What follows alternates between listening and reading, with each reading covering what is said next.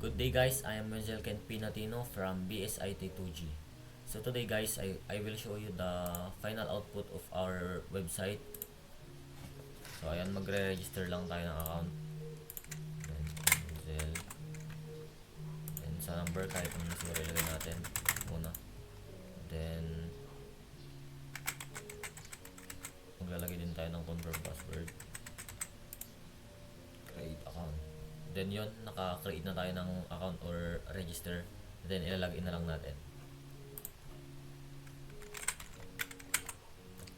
Password. Then login.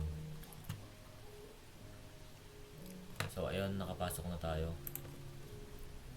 This is the homepage, dashboard, then about,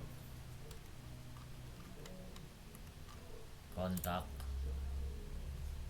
So ayan, andito yung email, phone number, Instagram, GitHub, Twitter or X, then yung location. Then here is the sample output, which is the resume. So ayan, nandito yung education, yung experience, then yung mga skills.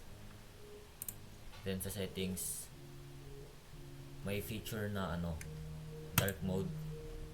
Then yung font ng names of dashboards or page, small, medium, large. Then ito color para sa mga buttons, ganun. So ayun. Then pwede ka rin mag-change pwede mo rin dagdagan or palitan yung name mo. Then yung reset, i-check muna natin sa mga dark mode ng mga pages. So ayun.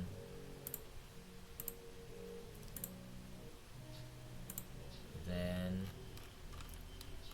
reset natin.